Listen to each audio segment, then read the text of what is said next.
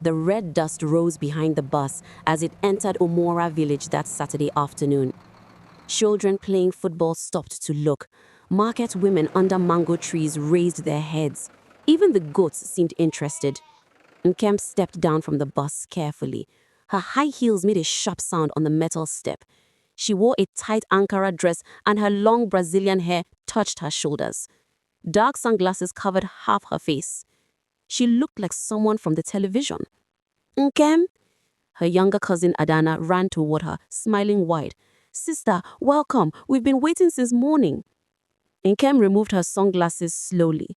She looked at Adana, barefoot, wearing a faded wrapper with dust on her legs. Adana? She did not smile back. Why are you dressed like this? Don't you have proper clothes? The smile died on Adana's face. An older woman selling oranges nearby shook her head quietly. Beauty without respect, she whispered to her neighbor. That one will learn. Nkem heard but pretended she didn't. She pulled her small traveling box with one hand and began walking toward her father's compound. Adana followed behind, silent now. The village had not changed. The same narrow paths, the same mud houses with zinc roofs, the same chickens running everywhere. Women carried firewood on their heads. Men sat under trees drinking palm wine. Children with torn shirts chased each other, laughing. Nkem looked at everything with disgust. 5 years in the city and I have to come back to this backward place, she thought. As they walked past the village square, she saw a group of girls her age. They were sitting together peeling cassava and talking. Their hands moved fast as they worked, sweat shone on their faces. One girl looked up. Nkem, you're back. Come and greet us. Nkem stopped. She looked at them like someone looks at dirty water. I don't have time for that. She waved her hand at the cassava. I didn't go to university to come back and peel cassava with my hands. The girls stared at her. The whole square became quiet. One girl, Obinna, stood up slowly. So, university taught you to be rude now? Nkem laughed, a cold laugh. Obinna, you're still here, still doing the same thing we did when we were 12. That's why education is important. Some people know how to move forward. She turned and walked away, her heels making sharp sounds on the ground. Obinna sat back down, her face tight with anger. That girl, she said quietly. She thinks she's better than everyone now. Another girl touched her shoulder. Leave her. Pride is like a pot with no bottom. You keep pouring respect into it, but it's never full. When Nkem reached her father's compound, her grandmother was sitting outside the kitchen smoking her old pipe. The old woman's eyes were sharp like a hawk. Nkem, she called out in Igbo, come and greet me properly. Nkem sighed. She walked over but didn't kneel down. She just stood there and waved. Good afternoon, Grandma. Her grandmother removed the pipe from her mouth. You have forgotten how we greet in this village. Grandma, I'm tired. I've been traveling since morning. Traveling does not remove respect from the body. Nkem kissed her teeth, a sharp ch sound. I'll greet you properly later. She dragged her box toward the house. Her grandmother watched her go, then shook her head slowly. She put the pipe back in her mouth and spoke to no one in particular. When a bird flies too high and forgets the branch it came from, the wind will teach it a lesson. Inside the house, Nkem's mother was cooking. The smell of okra soup filled the small kitchen. Her mother turned when she heard footsteps. My daughter! She wiped her hands on her wrapper and hugged Nkem tight. You're finally home. Your father will be so happy. Nkem hugged her back, but her face showed no joy. Mama, where is Papa? He went to the farm. He'll be back before dark. Her mother looked at her closely. Are you okay? You look different. I'm fine, Mama. Nkem pulled away. Is my room still the same? Yes, but good. I need to rest. She walked to her old room and closed the door. Through the window, she could see the village spreading out before her. Small houses, narrow paths, people moving slowly, carrying things on their heads. No cars, no tall buildings, no life. How did I grow up in this place, she wondered. How did I survive it? She lay on the bed and closed her eyes, but even with her eyes closed, she could hear the village sounds. Women pounding yam in wooden mortars, children singing, goats bleating, a man shouting at his bicycle tire. Everything annoyed her. Outside, the sun was beginning to set. The village was preparing for evening. But inside Nkem's heart, something cold was growing. Something that would soon bring her face to face with the lessons life teaches those who forget where they came from. The elders say, a tree that grows too proud will meet a stronger wind. Nkem's wind was coming. The next morning, Nkem woke up to the sound of a rooster crowing directly outside her window. She covered her ears with her pillow and groaned. "This stupid village," she whispered angrily. In the city, she woke up to her phone alarm. Soft music, gentle, not this terrible noise. She heard her mother's voice calling from outside. "Nkem, Nkem, come and fetch water from the well." Nkem sat up slowly, her face twisted. "Fetch water? Mama, there's no tap in this house." Her mother appeared at the door, holding a yellow jerry can. "The borehole broke down last month. Your father is trying to fix it. For now, we use the village well." "Mama, I can't." "You can't what?" Her mother's voice became hard. "You think because you went to the city, you've become a different person? This is still your home. Your hands are not made of gold. Take this jerry can and go."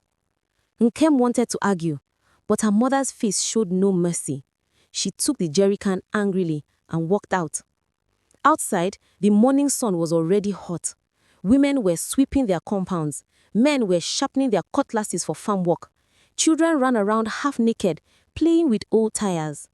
Nkem walked toward the village well, her face sour like unripe mango. When she reached the well, 5 women were already there. They were talking and laughing as they pulled water up with ropes. Their wrappers were tied tight around their waists. Sweat shone on their skin. When they saw Nkem, their conversation stopped. "Ah, Nkem," one woman said. Her name was Mama Chidi. "You've come to fetch water? Welcome, oh. We thought city people don't touch wells anymore." The other women laughed. Nkem's jaw tightened. She said nothing. She dropped her jerry can on the ground and waited. The women continued their work, but now they were speaking in low voices, throwing looks at Nkem. She could hear small pieces of their conversation. "That's the one I was telling you about. The way she spoke to Obiageli yesterday. University have spoiled her head." Nkem pretended not to hear. When it was finally her turn, she grabbed the rope and tried to pull up the bucket from the well. But the bucket was heavy. The rope burnt her soft hands. She pulled harder, her face squeezing with effort. The bucket came up halfway, then splash! It fell back into the well. The women burst into laughter. Mama Chidi shook her head. "My daughter, pulling water is not the same as carrying handbag. It needs strength. Let me help you." "I don't need your help," Nkem snapped. She grabbed the rope again, this time using all her strength. Her expensive nails scraped against the rough rope. Pain shot through her palms. Finally, she managed to pull up the bucket and pour water into her jerry can. But it was only half full. "You need to go down 2 more times," Mama Chidi said. "2 more?" Nkem looked at her jerry can, then at the well. Her hands were already red and sore. "Yes, so, unless you want to carry half water home and let your mother beat you." The women laughed again. Nkem gritted her teeth and continued. By the time she finished, her whole body was shaking. Her back hot, her arms felt like stone, and her beautiful nails were broken. She lifted the jerry can to carry it on her head, but it was too heavy. It tilted sideways and water spilled on her dress. "Ah, ah!" she shouted. The women just watched. No one offered to help. Finally, Nkem had to drag the jerry can along the ground, pulling it like a stubborn goat. By the time she reached home, her dress was dirty, her hair was rough, and her pride was wounded. Her grandmother sat in the same spot, smoking her pipe. She watched Nkem struggle through the gate. "City girl, how does the well water taste?" Nkem didn't answer. She dragged the jerry can into the kitchen and collapsed on a chair. Her mother looked at her and smiled small. "Now you know water doesn't fetch itself." That afternoon, Nkem's father came back from the farm. His name was Mazi Okafor. He was a tall man with a thick beard and rough hands from years of hard work. When he saw Nkem, his face broke into a wide smile. My daughter, you are home. Nkem stood and hugged him. For the first time since she arrived, she felt something warm in her chest. Her father had always loved her. He was the one who sold part of his land to send her to university. Papa, I've missed you, she said softly. And I have missed you too, my child. Come, sit. Tell me everything about the city. How is your job search going? Nkem's smile faded. She looked down. Papa, it's not easy.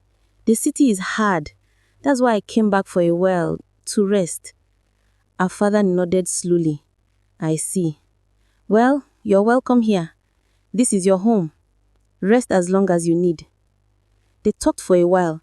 Then her father said, Tonight, we are going to the village square. There's a meeting. You should come. Let people see that my daughter has returned. Nkem wanted to refuse, but she saw the hope in her father's eyes. Okay, Papa. That evening, as the sun began to set, the whole village gathered at the square. Men sat on wooden benches. Women spread mats on the ground. Children ran around playing.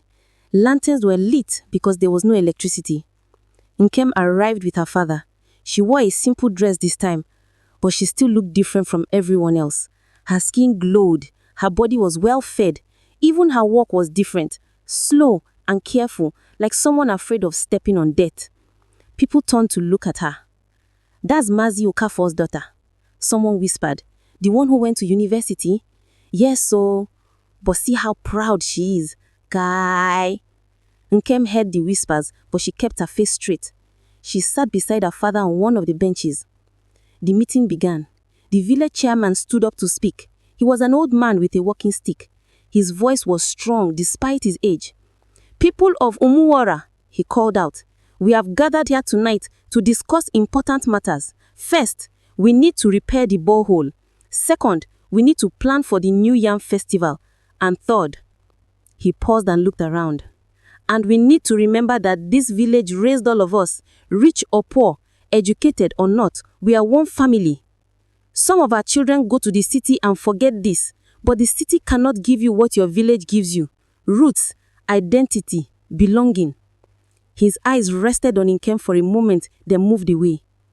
Nkem felt heat rise to her face. Was he talking about me? After the meeting finished, other people stood up to speak. They talked about farming, about helping each other, about respect for elders. Then, a young man stood up. Nkem recognized him immediately. Obinna. He was tall and dark-skinned, with strong shoulders and kind eyes. He wore a simple shirt and trousers. His hands were rough from farm work, but there was something gentle about him. Nkem remembered him from her childhood. He used to help her father on the farm sometimes. He was always quiet, always respectful. Now, he was speaking to the village. I want to say something about our young people, Obinna said calmly, but clearly.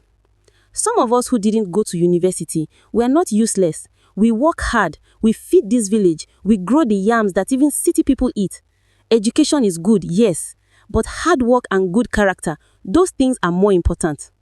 People clapped and shouted, "You have spoken well." Nkem felt anger rising in her chest. Was he also talking about me? After the meeting ended, people began to disperse. Obinna walked past where Nkem was sitting. Their eyes met for a brief second. He nodded respectfully. Good evening. Nkem looked away without answering. Obinna paused, then continued walking. Nkem's father saw what happened. He frowned but said nothing. As they walked home in the darkness, using a small flashlight, her father finally spoke.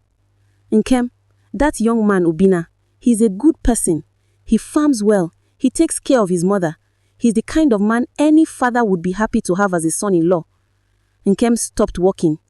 Papa, what are you saying? I'm not saying anything. I'm just, observing. Nkem cannot marry a farmer. I didn't go to university to come back and marry someone who smells like farm soil. Her father was quiet for a long time. When he finally spoke, his voice was sad. My daughter, there's a difference between having an education and having wisdom. I pray you learn that difference before it's too late. They reached home in silence. That night, as Nkem lay in bed, she thought about Obinna's face. The way he looked at her, not with anger, not with desire, but just with pity. That look annoyed her more than anything. Pity from a village farmer? Never. Outside, the night was full of sounds. Crickets singing, frogs croaking. Somewhere far away, a dog barked. Nkem pulled a blanket over her head, trying to block out the village. But you cannot block out the place that made you. And soon, Nkem will learn that the 3 weeks passed since Nkem returned to the village. Every day felt like punishment to her.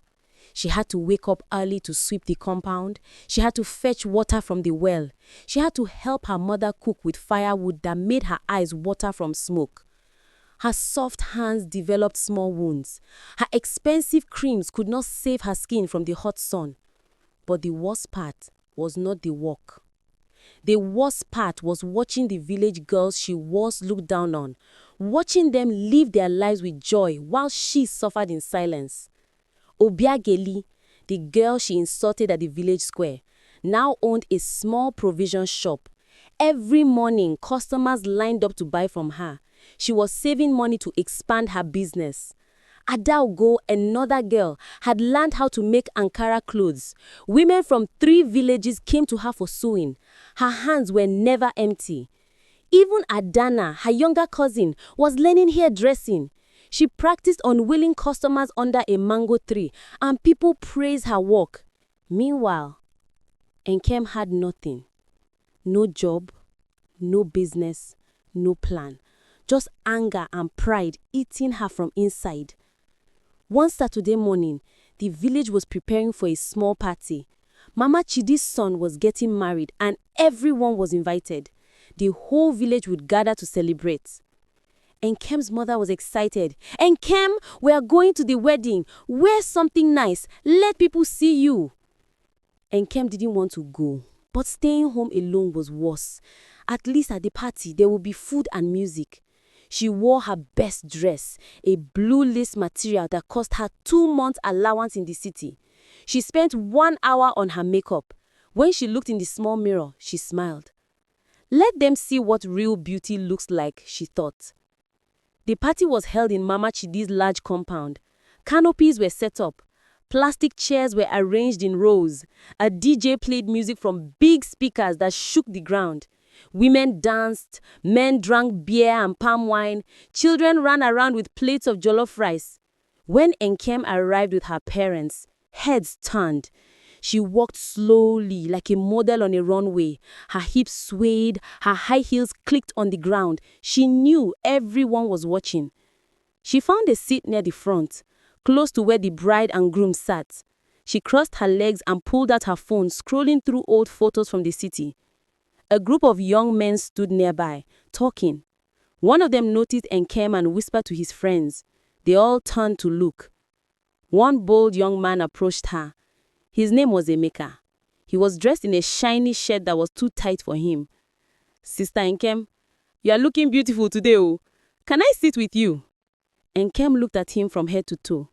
She saw his cheap shirt, his worn-out shoes, the smell of local gin on his breath. No, she said coldly. The seat is taken. Taken? But nobody is sitting. I said is taken. Her voice was sharp like a blade. Emeka's smile disappeared. His friends laughed at him from across the compound. He walked away embarrassed. An older woman sitting behind Nkem shook her head. That girl's pride will finish her, she whispered to her neighbor. The party continued. Food was served. Nkem ate slowly, using a fork and knife, while everyone else used their hands. She wanted to show that she was different, refined, better. Then the DJ announced, "Ladies and gentlemen, it's time for the special dance. Single ladies, come out. Single men, come out. Let's see who will spread the most money." Young people rushed to the dance floor. Music pounded through the speakers. Laughter filled the air. Nkem remained in her seat, watching with a bored expression. Then she saw him, Obinna. He walked into the compound wearing a clean white kaftan. His shoes were simple but well polished. He wasn't the most handsome man there, but there was something about him, a quiet confidence that made people respect him. Women greeted him warmly. Men shook his hand. Even the bride's father stood up to welcome him personally. Nkem felt something twist in her stomach. Jealousy? Anger? She couldn't tell. Obinna was handed a beer. He sat with a group of men talking and laughing. He seemed comfortable, at peace. Like someone who knew exactly who he was. The DJ called out again, "Obinna, brother Obinna, come and dance. Show these young boys how it's done." People cheered. Obinna smiled shyly and shook his head, but his friends pushed him toward the dance floor. He began to dance. Not wild, not showing off, just moving to the music with joy. People clapped. Some women joined him, dancing around him playfully. Then the DJ said something that changed everything. "Obinna, we know you are still single. Oh. When are you going to find a wife? Don't you see all these beautiful girls here?" People laughed.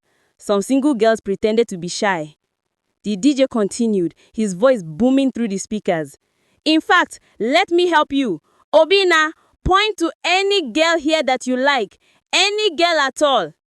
The whole compound became quiet. Everyone wanted to hear what Obinna would say. Obinna was laughing, shaking his head. "DJ, leave me alone. Oh. I'm not looking for trouble today. Come on, just point. Show us your spec." People started chanting, "Point, point, point." Obinna stood there, embarrassed but smiling. Then, maybe by accident, maybe by fate, his eyes landed on Nkem. For 2 seconds, their eyes met.